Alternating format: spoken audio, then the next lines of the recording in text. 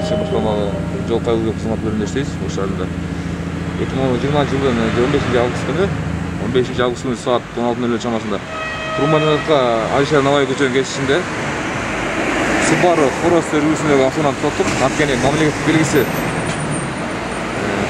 эски шереден жана шек жараткандан токтотсок, автоунаасынын баягы белгилүү картчек программасына салып текшерсек, башка автоунаа каттоодо экен. Ошонун себебинен опергруппа чакырылып, тиешелүү документтер толтурулуп, тергөөчүгө өткөрүп бердик. Тиешелүү документтерин сураган кезде документтерин таппай атты.